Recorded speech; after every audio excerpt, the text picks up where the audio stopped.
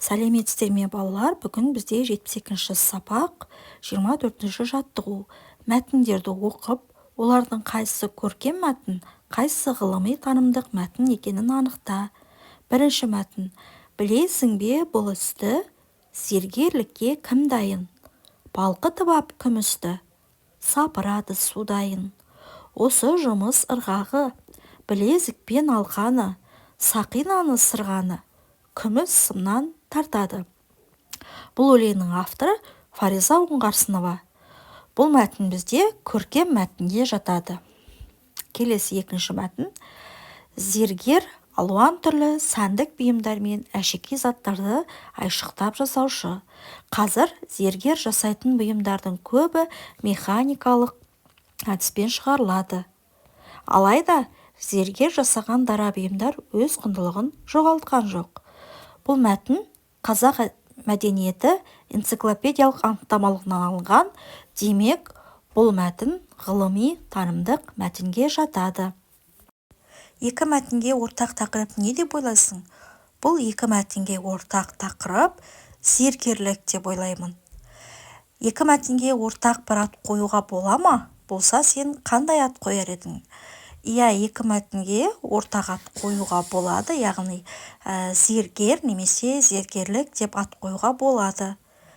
Мәтіндегі зергер, зергерлік сөздеріне сұрақ қойып, оларды зат есімнің негізгі және туынды түрлеріне ажырат. Зергер сөзі бұл негізгі зат есім, ал оған лік деген жұрнақ жалғанғандықтан туынды зат есім туып тұр, яғни негізгі зат есім зергер, туынды зат есім зергерлік. 25-ші жаттығу. Мәтіннің қатесін түзеп жаз.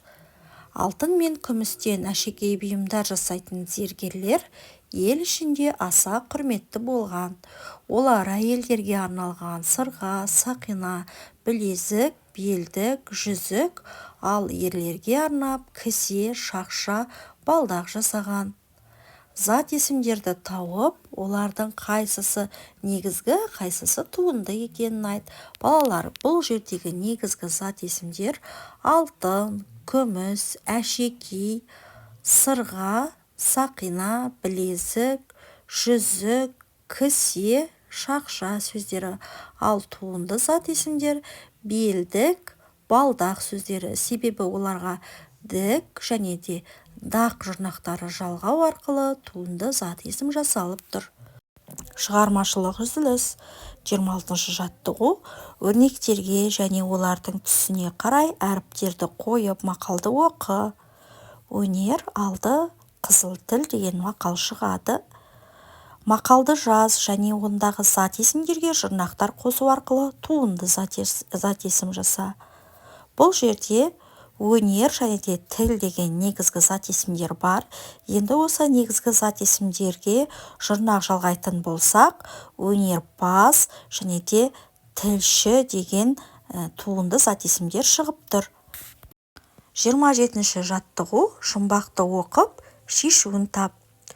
Құрып қойған өрмегін, ұршықтарын ойнатып. Сәнді мата өрнегін, жасайтын кім жайнатып. Бұл жұмбақтың шешуі тоқымашы. Өрнек сөздерінің және жұмбақ шешуіндегі сөздің мағыналық айырмашылығын түсіндір. Өрмек дегеніміз өрнек тоқуға арналған құралды айтады. Ал өрнек дегеніміз оюлы, әдемі, сәнді бедерлерді айтады. Ал тоқымашы дегеніміз өрнек, тоқыма тоқитын шебер адамды тоқымашы деп айтамыз. Балалар, осымен біздің бүгінгі сабағымыз аяқталды. Зейін қойып тыңдағандарыңызға рахмет. Міндетті түрде видеоға лайк басып, каналға тіркеліп қойуды ұмытпаңыздар. Сол кезде келесі сабақтарды бірінші болып көретін боласыздар. Комментарийге түсінбеген жерлеріңізді жазып сұрасаңыздар болады. Мен міндетті түрде оқып сіздерге жауап беретін боламын.